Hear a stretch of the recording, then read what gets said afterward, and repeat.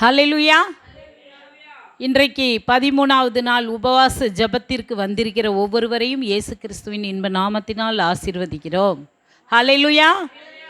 சரி, இன்னைக்கு என்ன புத்தகம் பார்க்க போகிறோம்? எபேசியர். சரி, ஓகே. நேற்று என்ன புக்கு பார்த்தோம்? கலாத்தியர். சரி, வீட்டில் போய் யாரெல்லாம் எடுத்து திருப்பி பார்க்குறீங்களா? உண்மைதானா? சரி, கண்டிப்பாக பார்த்தீங்கன்னா நல்ல ஞாபகம் வந்துடும். அப்போ பின்பு நீங்கள் படிக்கும் பொழுது உங்களுக்கு ரொம்ப வசதியாக இருக்கும். அதனால தான் மறுபடியும் நான் சொல்கிறேன், படிக்கும் பொழுது புரியும். சரி, எபேசியர் பட்டணத்தை குறித்து பார்க்க போகிறோம். எபேசு பட்டணத்துக்கு இந்த நிருபத்தை எழுதினவர் அப்போஸ்தலனாகிய பவுல். சரியா? சரி, ஆசியாவில் உள்ள ரோமரின் ஆளுகைக்கு உட்பட்ட பிரதேசத்தின் தலைமை பட்டணம் எபேசு பட்டணமாக இருந்தது. சரியா? ரோமர் ஆளுகைக்கு உட்பட்ட பிரதேசங்களுக்கு, ரோமர் ஆண்டுகிட்டு இருந்தாங்க இல்லையா, அந்த பிரதேசங்களுக்கு தலைமை பட்டணம் எபேசு பட்டணமாக இருந்தது. சரியா? சரி, தற்போது இந்த பட்டணம் எங்கே இருக்குது அப்படின்னா துருக்கின்னு ஒரு நாடு இருக்குது. அந்த துருக்கிங்கிற நாட்டோட ஒரு பகுதி தான் இந்த எபேசு பட்டணம் இன்றைக்கு. சரி, அநேகமான முக்கிய வாணிக பாதைகள் எபேசுவில் கூடுச்சு. அதாவது வியாபாரம் செய்வாங்கள்ல, பெரிய பெரிய வியாபாரம் செய்வாங்கள்ல, அவங்களுக்கு இது ஒரு ஜங்ஷன். இப்போ எப்போ திருச்சியில் நம்ம இருக்கிறோம், நம்ம எங்கே போகிறோம்? வெளியூர்களுக்கெல்லாம் போகணுன்னா நம்ம டவுனுக்கு எங்கே போகிறோம்? திருச்சிக்கு தான், ஜங்ஷனுக்கு போகிறோம். எந்த பகுதியில் இருந்தாலும் சந்திக்கிற இடம் அதுதான். அந்த இடத்துல எல்லா ஊர்களுக்கான பஸ்ஸு நிற்கும், அப்படி தானே? அதுதான் ஜங்ஷன். அதே போல் எபேசு பட்டணம் வியாபாரம் செய்கிற பெரிய பட்டணங்களுக்கெல்லாம் ஒரு ஜங்ஷனாக இருந்தது, சந்திப்பு பகுதியாக இருந்தது. சரியா? எபேசு பட்டணத்தில் அநேக யூதர்கள் பலர் வாழ்ந்து வந்தாலும் இப்பட்டணத்தில் புறஜாதிகளும் வாழ்ந்து வந்தாங்க. இந்த புறஜாதிகள் தியானா, பெண் சாமி வச்சு கும்பிடுவாங்கள்ல, தியானாள். ஆனால் நமக்கு பழக்கப்பட்ட பேர் தான் அது. என்ன பேருன்னா டயானான்னா தெரியும். தியானாள் அவங்க பேர். அந்த சாமி பேர் என்னதான்? தியானாள். அந்த புறஜாதி மக்கள் தியானால வச்சு வணங்கிக்கிட்டு இருந்திருக்காங்க. சரியா? இப்போ பட்டணம் எங்கும் விக்கிரக ஆராதனை நிறைஞ்சு போயிருக்கு. எபேசு பட்டணம் ஃபுல்லா விக்கிரக ஆராதனை நிரம்பி போயிருக்கு. பவுல் தன்னுடைய 2வது மிஷினரி பயணத்தை கொரிந்து பட்டணத்தில் ஊழியத்தை நிறைவேற்றி முடிச்சுட்டு, 2வது மிஷினரி பயணத்தில் கொரிந்து பட்டணத்தில் ஊழியத்தை நிறைவேற்றி முடிச்சுட்டு எபேசு பட்டணத்துக்கு வருகிறார். வந்துட்டு அங்கே யூத ஜெப ஆலயங்கள் இருக்கிறது. அந்த யூத ஜெப ஆலயங்களில் போய் பவுல் உள்ளே போய் பிரவேசித்து அனுமதி கொடுத்தா சுவிசேஷத்தை அறிவித்த போது பவுலின் வார்த்தையினால், அந்த சுவிசேஷத்தினால் ஈர்க்கப்பட்டு பவுலை தங்களோடு தங்கி இருக்க விரும்பி கேட்டுக்கொள்கின்றனர் எபேசு பட்டண மக்கள். ஹல்லேலூயா. சுவிசேஷத்து நிமித்தம் பவுல் எவ்வளோ அழகாக பேசுகிறாரு, அந்த சுவிசேஷத்தை, உண்மையான சுவிசேஷத்தை பேசுகிறாரு. அது அவங்களுக்கு ஈர்க்கப்பட்டு இங்கே எங்களோட தங்கி இருங்கய்யா அப்படின்னு சொல்கிறாங்க. அப்போ அவர் சொல்கிறாரு, நான் எருசலேமுக்கு போக வேண்டிய காரணத்தினால், எருசலேமுக்கு அவர் போக வேண்டியது இருக்குது, அதனால் இப்போதைக்கு என்னால் இருக்க முடியாது. ஏன் கூட ஆக்கில்லாவும் பிரிஸ்கில்லாலும், கணவன் மனைவி அவங்க என்ன, ஆக்கில்லாவும் பிரிஸ்கில்லாலும் இருக்கிறாங்க. அவங்கள உங்கள் கூட எபேசு பட்டணத்தில் விட்டு போகிறேன் அப்படின்னு சொல்கிறாரு. அது அப்போஸ்தலர் 18ஆம் அதிகாரத்தில் 18லேருந்து 21 வரைக்கும் இருக்குது. 18இன் பிற்பகுதியிலேருந்து 21 வரைக்கும் இருக்குது. வாசிப்போமா? அப்போஸ்தலர் 18ஆம் அதிகாரம் 18இன் பிற்பகுதியிலேருந்து 21 வரைக்கும் இருக்குது. பின்னாடிமா பிரிஸ்கில்லாவும் ஆக்கில்லாவும்னு இருக்கும். அதிலே தான் 18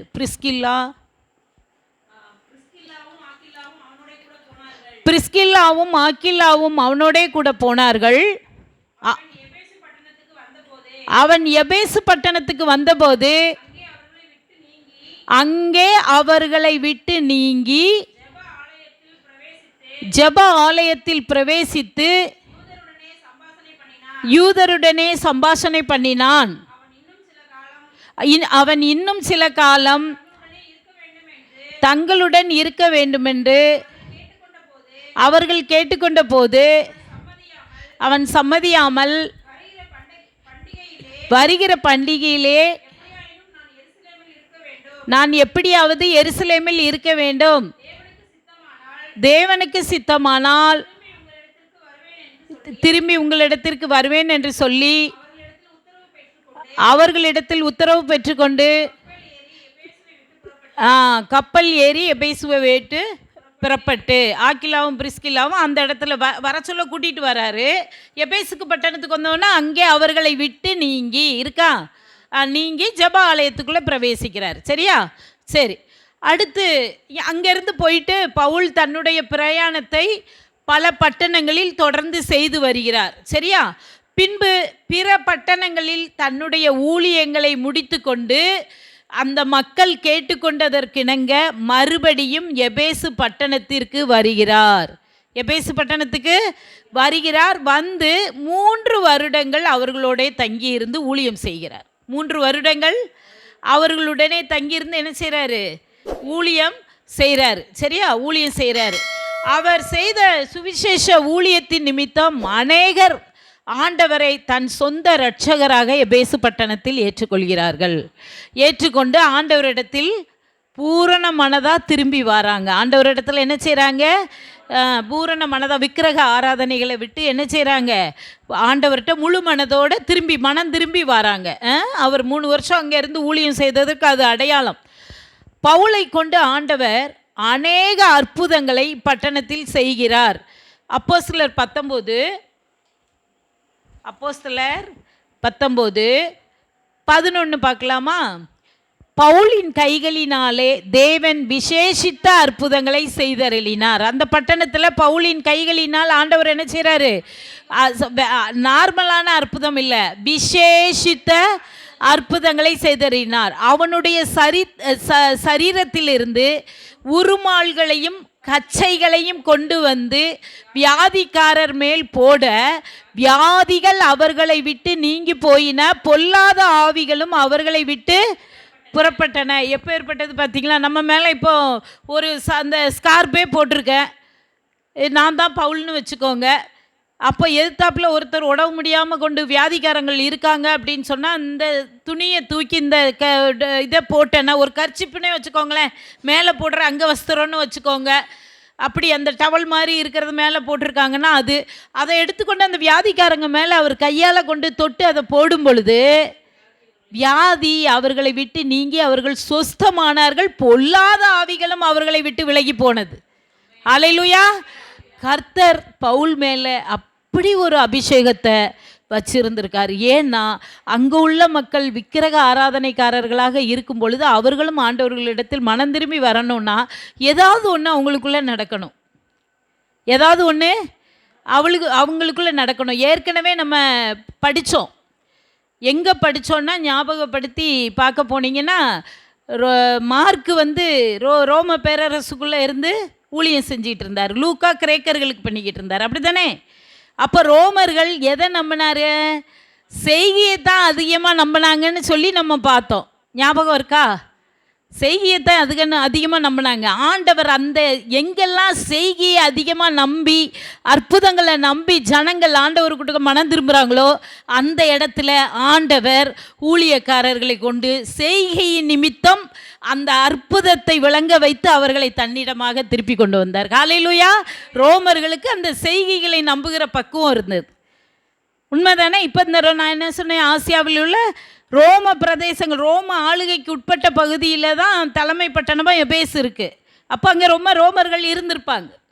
அப்படித்தானே? புறஜாதிகள்னு மொத்தமாக சொல்லியாச்சு. யூதர்களும் இருந்திருக்காங்க. அப்போ ஆலயத்துக்கு வரணுன்னா அவங்களையும் சபைக்குள்ளே கொண்டு வரணுன்னா ஆண்டவர் பவுலை கொண்டு இந்த பட்டணத்திலே அநேக விசேஷித்த அற்புதங்களை செய்தார். இதை நம்ம ஆமேன், இதை நம்ம கவனிக்கணும். எந்தெந்த இடங்கள்ல அற்புதம் பெருகி போய் நிற்கிதோ அந்த இடத்துல செய்கையை நம்புறவங்களா இருந்தாங்க. ஆண்டவர் அதை சரியாக நேர்த்தியாக செய்திருக்கிறாருன்னா சாதாரண விஷயம் இல்லை. நம்ம கூர்ந்து படிக்கும் பொழுது அதை கண்டுபிடிக்கிறதுக்கு ஆண்டவர் அதை ஆராய்ஞ்சு பார்க்க நமக்கு ஒரு வாய்ப்பு கொடுத்துருக்கிறார். ஹல்லேலூயா. சரி, அடுத்து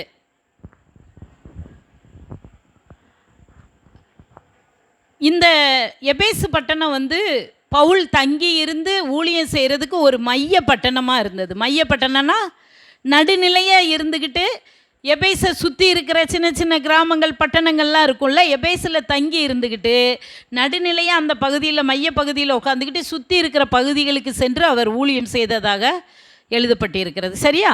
சரி, எபேசு பட்டணத்தில் இப்படியே திருச்சபை உருவாகி நல்ல வளர்ந்து பெருகி அநேக விக்கிரக ஆராதனைக்காரர்கள் மனம் திரும்பி சபைக்குள்ளே சேர்த்துக்கிட்டு வரார். அநேக விக்கிரக ஆராதனைக்காரர்கள் மனம் திரும்பி சபைக்குள்ளே சேர்த்து கொள்ளப்பட்டு வருகிறார்கள். இப்பொழுது என்ன நடக்குன்னா, அதே அப்போஸ்தலருக்கு வந்துடுவோம்.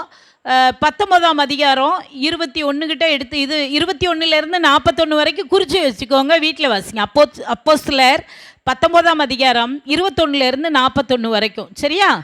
சரி, அந்த 24 கொஞ்சம் பாருங்க.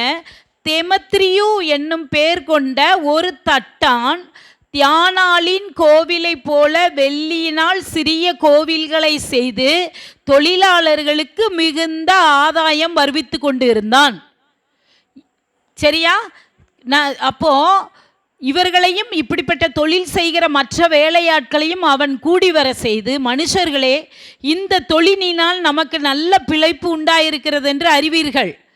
இப்படி இருக்க கைகளினால் செய்யப்பட்ட தேவர்கள் அல்ல என்று இந்த பவுல் என்பவன் சொல்லிக்கொண்டு எபேசுவில் மாத்திரமல்ல கொஞ்சம் குறைய ஆசியா எங்கும் அநேக ஜனங்களுக்கு போதித்து அவர்களை வசப்படுத்தி கொண்டு என்று நீங்கள் கண்டும் கேட்டும் இருக்கிறீர்கள்.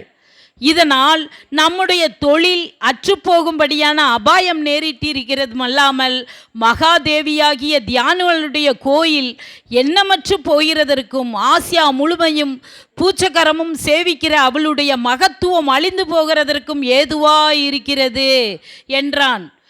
அவர்கள் இதை கேட்டு கோபத்தால் நிறைந்து எபேசியருடைய தியானாலே பெரியவள் என்று சத்தமிட்டார்கள். பட்டணம் முழுவதும் கலகத்தினால் நிறைந்தது. சரியா? இப்போ என்ன நடக்கு? பவுலுக்கு வழித்துணையாய் வந்த மக்கத்தோனியராகிய காயுவையும் அரிஸ்தர்க்குவையும் அவர்கள் இழுத்து கொண்டு ஒருமனப்பட்டு அரங்கசாலைக்கு பாய்ந்து ஓடினார்கள். பவுல் கூட்டத்துக்குள்ளே போக மனதாக இருந்தபோது சீசர்கள் அவனை போக விடவில்லை. இப்போ தெரியுதா ஏன் இந்த பிரச்சனை அந்த ஊருக்குள்ளே வருது? எங்கே போனாலும் ஒரு பிரச்சனை வந்துடும். எங்கே போனாலும் ஒரு பிரச்சனை. அங்கே போய் ஊழியம் செஞ்சுக்கிட்டு இருக்கிற இடத்துல அங்கே தட்டான், தெமத்ரியு தட்டான்னா யாரு? பூச்சியா? நினச்சேன் மலைக்கு வர்ற தட்டான்னு சொல்கிறீங்களா? இல்லை, தட்டான்னா ஆசாரி, சிலை செய்கிற ஆசாரி, நகை செய்கிற ஆசாரி பார்த்துருக்கீங்க. மரங்களில் செய்கிற மரங்களில் எதாவது பண்ணுறாங்களோ அவங்களும் ஆசாரிகள். அப்புறம் பார்த்திங்கன்னா கல்லில் செய்கிற இதுலேயும் ஆசாரிகள் இருப்பாங்க. இப்போ இங்கே தட்டான்னு கொடுத்துருக்கு.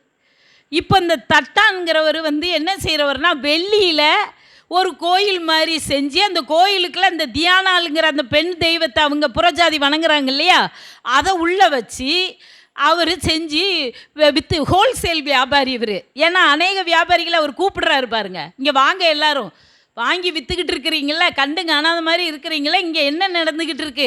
இந்த பவுலுங்கிறவன் சும்மா இருக்காமல் ஊருக்குள்ளே வந்துக்கிட்டு இயேசுவே தெய்வங்கிறா, ஆண்டவருங்கிறா, சுவிசேஷங்கிறா, அவர் தான் சிலுவையில் அறையப்பட்டவருங்கிறா, நமக்காகங்கிறா. என்ன யாரும் கண்டுக்கிடலை.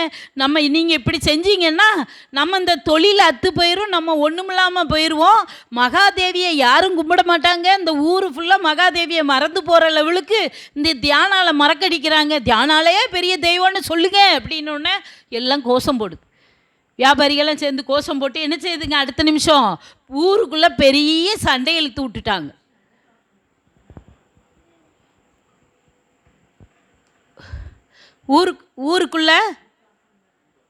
ஊருக்குள்ள பெரிய பிரச்சனை என்ன பண்ணிட்டாங்க, உண்டு பண்ணிட்டாங்க.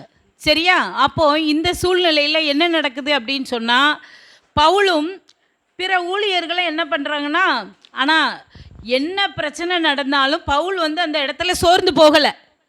பவுல் என்ன செய்யலை, சோர்ந்து போகலை. ஆனால் இந்த சூழ்நிலையில் என்ன நடக்குது அப்படின்னு சொன்னால், ஆண்டவர் பார்க்குறாரு. நீ என்னப்பா உன் தெய்வம் பெரிய தெய்வம்னு சொல்கிற, உன் தெய்வம் பெரிய தெய்வம்னு சொல்கிற, ஆனால் இந்த சூழ்நிலைகளை எல்லாம் நான் என்ன செய்வேன், கடந்து போக பண்ணுவேன்ட்டு பவுலை தைரியப்படுத்துகிறார் மனசளவில். ஆனால் ஆண்டவர் அந்த தேசத்தில் அந்த பிரச்சனைகளை எல்லாம் முறியடிச்சிட்டார். ஆனாலும் தேவ திட்டம் எபேசு சபை பெருக்கத்தை தான் ஆண்டவர் காணணும்னு விரும்பினார். இதை குறித்து நீங்கள் படிக்கணுன்னா அப்போஸ்தலர் 18, 19, 20 எழுதிக்கோங்க அதிகாரங்கள். ஏன்னா அதை ஃபுல்லாக இப்போ வாசித்தோன்னா நமக்கு நேரம் பத்தாது இல்லையா? அதனால் அப்போஸ்தலர் 18, 19, 20 எபேசு சபை பெருக்கம், எப்படி எபேசு சபை பெருகுச்சு எல்லாம் அதில் இருக்கும். சரியா? ஆண்டவர் பெரிய சபையாக உருவெடுக்க வச்சார். சரி, பவுலும் பிற ஊழியங்களை பல பட்டணங்களில் செய்து வருகிறார்.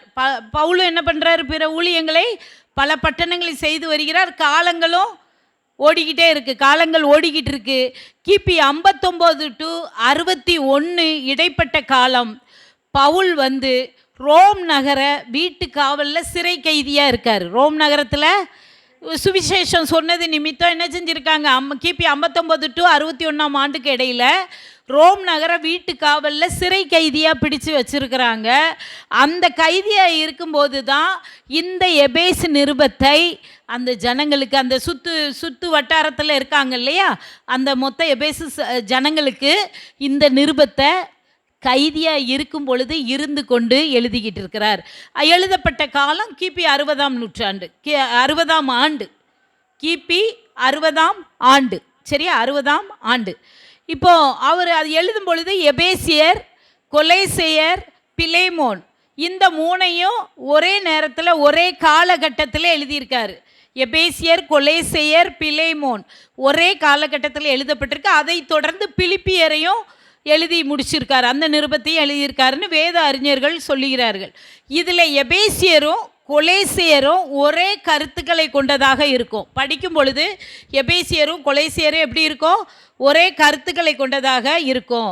இக்கடிதம் மற்ற இதுக்கெல்லாம் ஒரு நோக்கத்திற்காக எழுதப்பட்டு, ஒன்றுக்கும் கொரிந்து பட்டணத்துக்கு எதுக்காக எழுதினார், கலாத்தியருக்கு எதுக்காக எழுதினார் அப்படின்னு ஒரு குறிப்பிட்ட நோக்கத்துக்காக நோக்கத்தை கொண்டு எழுதாமல் பொதுவான விஷயங்களை உடையதாக எழுதியிருந்தார். யாருக்கெல்லாம் எழுதியிருந்தார்னா, எபேசு பட்டணத்தை சுற்றி உள்ள சின்ன ஆசியான்னு சொல்லுவாங்க, அந்த அழைக்கப்பட்ட அதில் இருக்கிற எல்லா சபைகளுக்கும் ஒரு சர்க்குலர் மாதிரி சுற்றறிக்கையாக எழுதப்பட்ட கடிதமாக இது இருக்கலாம் என்று சொல்லப்படுகிறது. சரியா? சரி.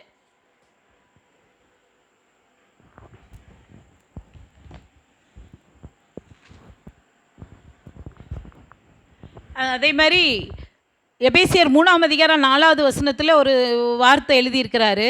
இதை குறித்து நான் முன்னமே சுருக்கமாக எழுதியிருக்கிறேன்னு சொல்லியிருக்கிறாரு.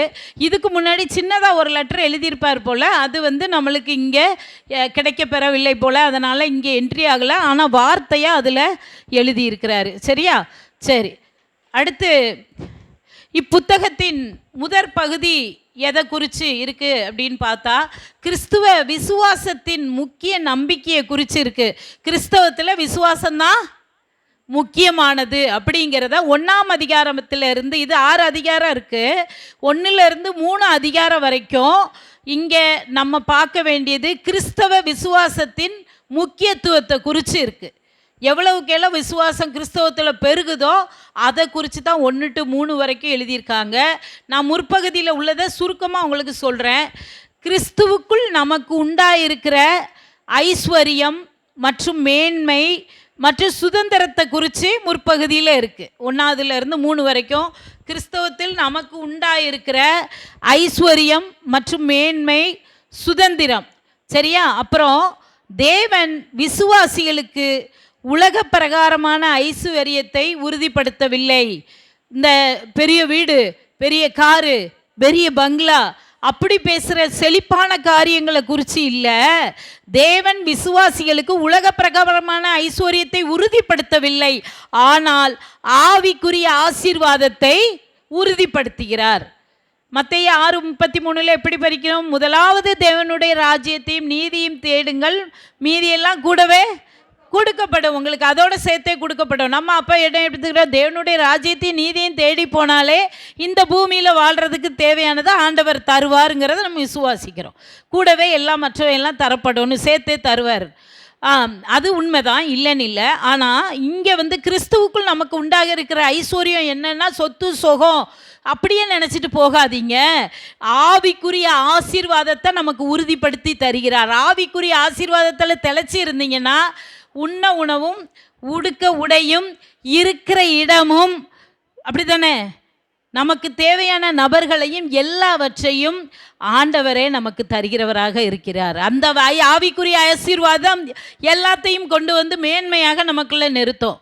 நம்மளை சுதந்திரமாக தானே வச்சுருக்காரு, கிறிஸ்துவுக்குள்ளே சுதந்திரமாக தானே இருக்கிறோம்.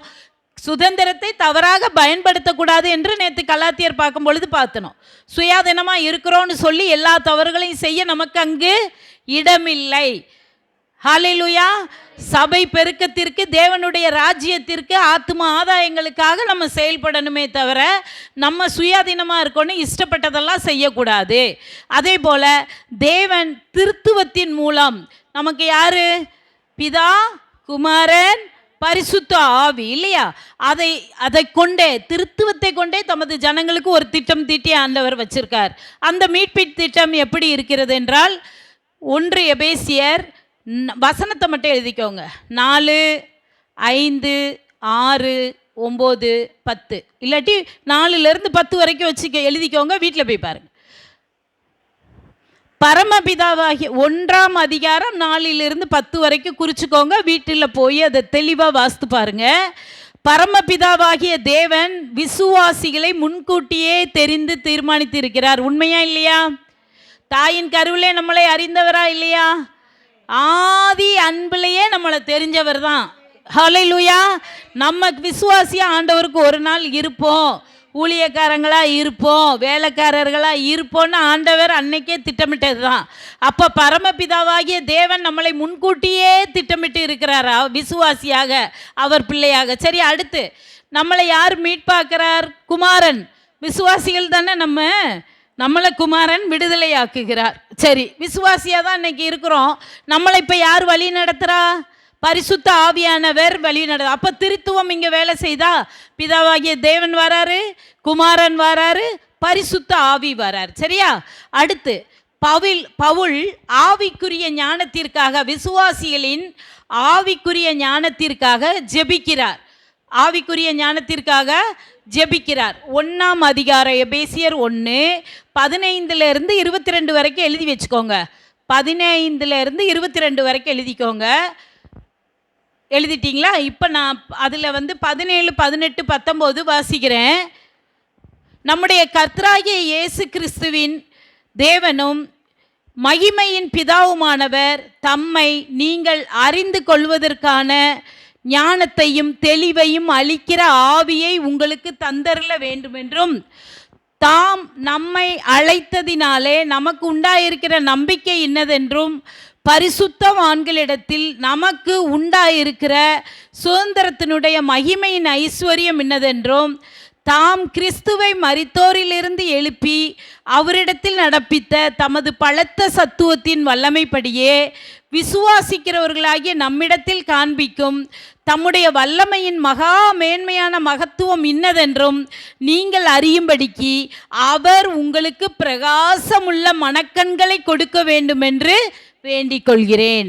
நம்ம ஆவிக்குரிய ஞானத்திற்காக பவுல் சொல்றாரு, நான் ஜெபிக்கிறேன், இப்படியாக ஜெபிக்கிறேன். கிறிஸ்துவை மரித்தோரிலிருந்து எழுப்பின, அவரிடத்தில் நடப்பித்த தமது பலத்த சத்துவத்தின் வல்லமைப்படியே விசுவாசிக்கிறவர்களாகிய நம்மிடத்திலேயும் காண்பிக்கும் தம்முடைய வல்லமையின் மகா மேன்மையான மகத்துவம் இன்னதென்று.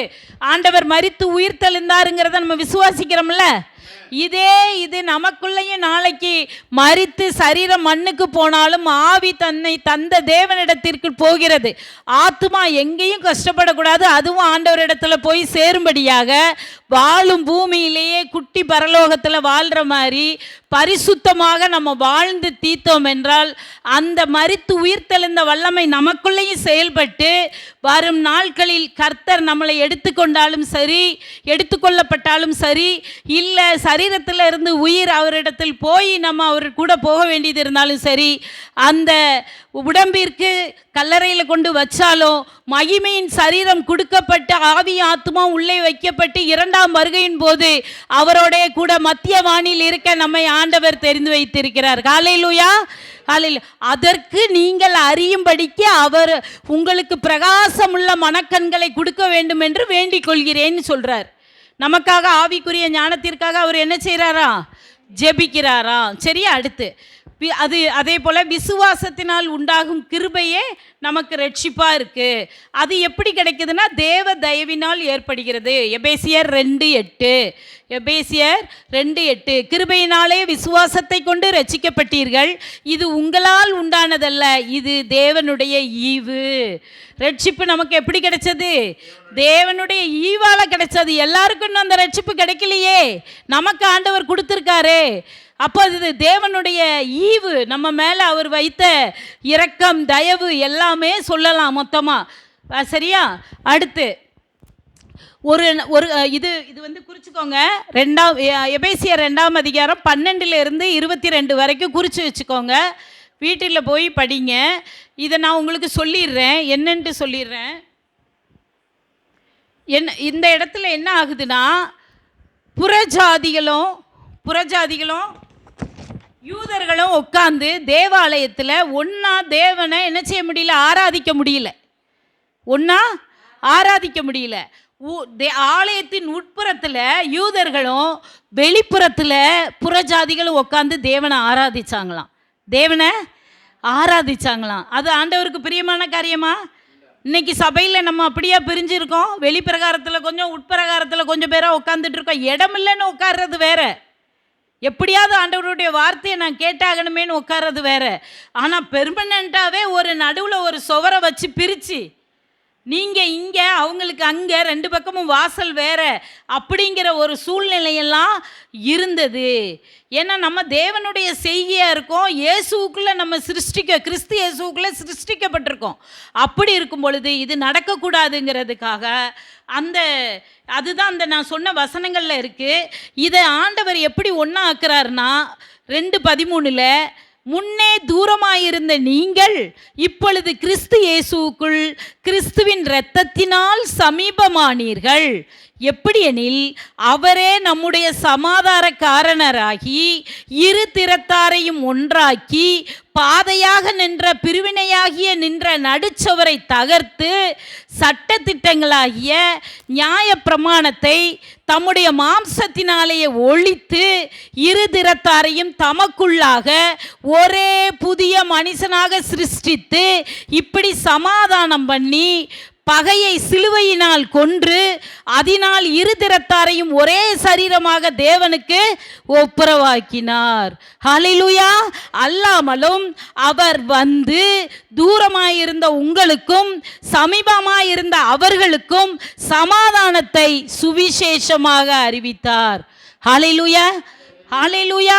நம்மளை ஆண்டவர் ஒரு நாளும் பிரிவினையாகி நம்மளை அங்கே வைக்கணும் இங்கே வைக்கணும்லாம் கிடையாது. தானே மனுஷகுமாரனாக மாம்சமாக வந்து எனக்காக சிலுவையில் மரித்து உயிர் தெழுந்து மறுரூபமாகி ஆவியானவர் இன்னைக்கு கொடுத்து இன்னைக்கு ஒரு துணையாளனா ஒரு தேற்றரவாளனா நம்மளை வழி நடத்தி கொண்டு போக வச்சிருக்காரு. சும்மா இல்லை, இருதிரத்தாரையும் தன் இரத்தத்தினால் ஒன்றாக்கி, சிலுவையில் சிந்தின இரத்தம் தான் இருதிரத்தாரையும் எல்லாரையும் ஒன்றாக்குச்சு. அதோடு மட்டும் இல்லை, நீங்கள் சமாதானமாக இருக்கிறதற்கு நான் சுவிசேஷத்தை கொடுத்தேன்னு சொல்லியிருக்காரு. ஹல்லேலூயா. அப்போ சுவிசேஷம் நமக்குள்ள என்ன தருது? சமாதானத்தை தருகிறது. ஹல்லேலூயா, ஹல்லேலூயா. இப்போ ஆண்டவர் என்ன செஞ்சிட்டாரு? யூதரும் புறஜாதியரும் கிறிஸ்துவுக்குள் ஒரே சரீரமாய் இருக்கிறார்கள். யூதரும் புறஜாதியரும் கிறிஸ்துவுக்குள் ஒரே சரீரமாய் இருக்கிறார்கள். பிரிவினையாகிய நடுச்சுவர் தகர்த்தெறியப்பட்டது. ஹல்லேலூயா. நமக்குள்ள பிரிவினை எல்லாம் கிடையாது. எல்லாரும் ஒன்று தான், ஆண்டவருக்கு முன்னாடி சமம். ஹல்லேலூயா. அடுத்து கிறிஸ்துவின் சரீரத்தின் ரகசியம் எபேசியர் 3:1-13 வரைக்கும் குறிச்சுக்கோங்க. எபேசியர் 3:1-13 வரைக்கும் குறிச்சுக்கோங்க. வீட்டில் போய் அதை வாசிங்க. கிறிஸ்துவின் சரீரத்தின் ரகசியம்னு சொன்னால் எல்லா விசுவாசிகளும் ஒரே சரீரமாக இணையணும். நம்ம அவயவங்கள் தலைக்கு கீழே இருக்கிற சரீரங்களில் கை, கால், மூக்கு, கண் இப்படி வித்தியாசமாக எல்லாம் தனித்தனியாக இருக்குது. ஆனால் கிறிஸ்துவுக்குள் விசுவாசிகள்லாம் எப்படி சேரணும்? எல்லா விசுவாசிகளும் ஒரே சரீரமாக சேர்ந்துடணும். அப்போ நமக்கு தலை யாரு? கிறிஸ்து நமக்கு தலை. எப்போ விசுவாசிகள் எல்லாம் ஒன்று சேர்ந்தாலும் ஒரு திறத்தாரா ஆக்கிட்டாருல்ல, பிரிவினை கிடையாதுல்ல. அப்போ எல்லா விசுவாசிகளும் சரீரம் மாதிரி ஒன்றா சேர்ந்துக்கிட்டா தலை கிறிஸ்துவே. ஹல்லேலூயா, ஹல்லேலூயா. சபை ஒருமைப்பாடு கடவுளின் திட்டமாக இருக்கிறது. ஹல்லேலூயா. சபை என்னைக்கும் ஒன்று போல இருக்கணும். இப்போ திருச்சிக்குள்ளே அநேக சபைகள் இருந்தாலும் எல்லாரும் யாருக்காக செயல்பட்டுக்கிட்டு இருக்காங்க? இயேசுவுக்காக, கர்த்தராய் இயேசு கிறிஸ்துவுக்காக, தேவனுடைய ராஜ்யத்துக்காக, அந்த பணிக்காக நிற்கிறாங்க. எல்லா சபைகளும் கருத்துக்களை ஆண்டவரோட ஒருமித்து கொண்டு நின்னா சமையல் பூரா ஒன்றுபடுமா இல்லையா? விசுவாசிகள் எல்லா சபை அப்படித்தானே? அப்போ சபையெல்லாம் ஒன்று சேர்ந்தா சரீரமெல்லாம் ஒன்று சேருது. எல்லா சபைகளுக்கும் தலைவர் யார்? தலை யார்? இயேசு கிறிஸ்துவே. ஹல்லேலூயா. இந்த ஒருமைப்பாட்டு திட்டம் இருக்கிறது கடவுளுக்கு ரொம்ப பிரியமாக இருந்திருக்கு. ஒருமைப்பாட ஆண்டவர் விரும்பி இருக்காரு. இப்படி இருந்தா சபைகள் மேலே இயேசுவின் மகிமை இறங்கி வரும். ஹல்லேலூயா. அந்த சபை மகிமையாக செயல்படும். ஹல்லேலூயா. எல்லாருமே ஆண்டவருக்காக வேறுபட்ட கருத்துக்களை சொல்லாமல் உண்மையாக சொல்லப்பட்ட வேத சுவிசேஷத்தை சொன்னோம் என்றால் எல்லா சபைகளும் கிறிஸ்துவின் தலைக்கு கீழே சரீரமாக ஒன்று சேர்ந்து செயல்படும். ஹல்லேலூயா. அங்கே மகிமை செயல்படும். ஆமேன். அடுத்து மொத்தமாக இந்த 1-லேருந்து 3 அதிகாரம் வரைக்கும் எபேசியரில் ஒரு 3 வார்த்தையை சொல்லிடுறேன். தேவனுக்கும் நமக்கும் உள்ள உறவு அங்கே முக்கியமாக குறிக்கப்படுகிறது. தேவனுக்கும் நமக்கும் உள்ள உறவு. 2வது, எப்படி நம்ம மீட்கப்பட்டோம் என்கிறதை உறுதிப்படுத்துகிறது. 3வதாக தேவ நோக்கத்தை நமக்கு எழுதியிருக்கிறார். தேவ வல்லமை எப்படிப்பட்டது என்பதையும் விவரிக்கிறது. தேவ நோக்கம், தேவ வல்லமை, எப்படி மீட்கப்பட்டோம், தேவனுக்கும் நமக்கும் உள்ள உறவுகளை குறித்து 1ஆம் அதிகாரத்திலிருந்து 3ஆம் அதிகாரம் வரைக்கும் எபேசியரில் சொல்லப்பட்டிருக்கு. அப்போது அடுத்து 4லேருந்து 6 வரைக்கும் இருக்குதுல்ல, 4லேருந்து 6 வரைக்கும் இருக்கு இல்லையா? அப்போ அதையும் பார்த்துருவோம். சரி, இதில் முதல்ல கிறிஸ்துவம் அப்படின்னு சொன்னால் விசுவாசம் மக்களுக்குள்ளே இருக்கணும் அதிகப்படியாங்கிறத முற்பகுதியில் பார்த்தோம். 2வது பகுதியில் விசுவாசம் எப்படி கிரியைகளாக மாறுகிறது, விசுவாசம் எப்படி நமக்குள்ள கிரியைகளாக மாறுகிறது அப்படிங்கிறத சொல்லித்தரார். சரியா? விசுவாசம் நமக்குள்ளே இருக்கணும். விசுவாசம் கிரியை செய்யணுமா இல்லையா? அப்படியே எனக்குள்ள விசுவாசம் இருக்குன்னு சொல்லிட்டு அப்படியே இருந்துருவோமா? கிரியை செய்யணும்ல.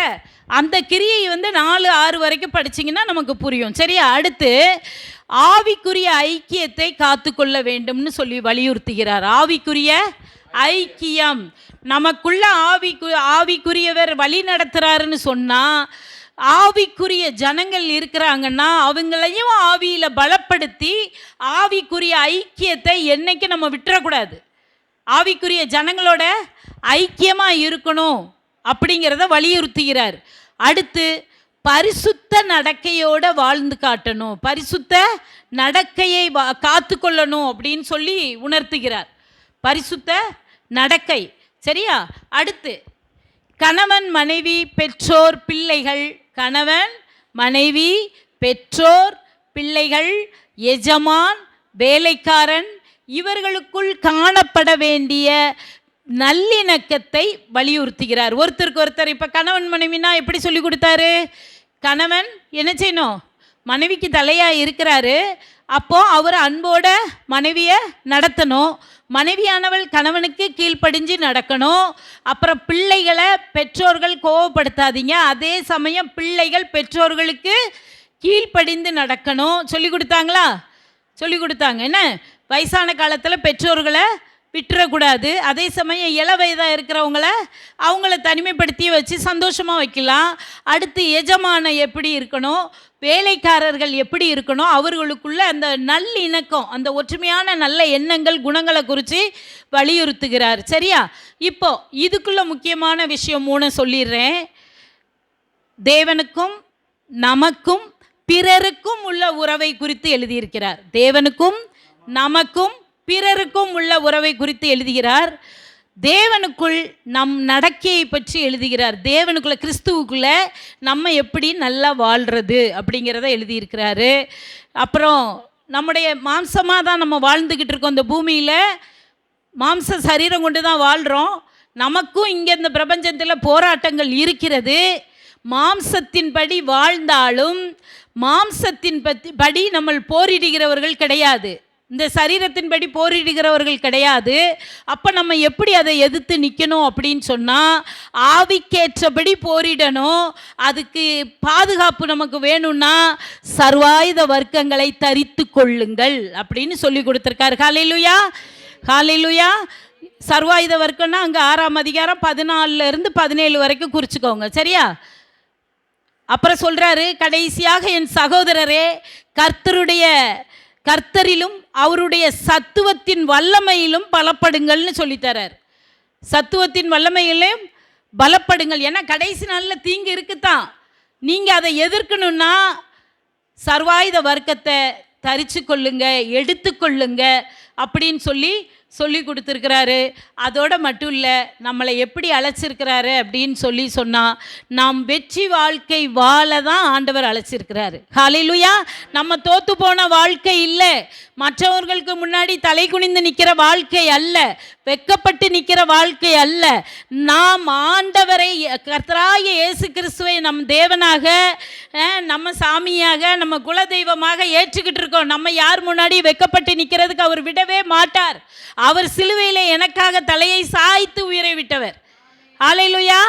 அப்போ தலையை சாய்க்கிறாருன்னா ஏன் தலை யார் முன்னாடியோ சாயக்கூடாது, குனியக்கூடாது, வெக்கப்பட்டு என் பிள்ளை நிற்கக்கூடாது. நம்ம தவறு செய்யாமல் மனம் திரும்பி ஆண்டவருக்குள்ளே வந்திருக்கணும். அந்த நிலையில் இருந்தோன்னா நம்மளை ஆண்டவர் வெற்றி வாழ்க்கை வாழ அழைத்திருக்கிறார். நம்ம வாழணும். அந்த அழைப்பை நானும் உங்களுக்கு கொடுக்குறேன்னு சொல்லி பவுல் தன்னுடைய நிருபத்தை நிறைவு செய்கிறார். ஹல்லேலூயா, ஹல்லேலூயா. சரி, நாளைக்கு என்ன புக்கு பார்க்க போகிறோம்? நாளைக்கு என்ன பார்க்க போகிறோம்? பிலிப்பியர் பார்க்க போகிறோம். சரியா? சரி, கர்த்தருடைய நாமத்தில் இன்னைக்கு எல்லாரும் வந்திருக்கிற ஒவ்வொருவரையும் இயேசு கிறிஸ்து நாமத்தினாலே ஆசீர்வதிக்கிறோம். ஆமென்.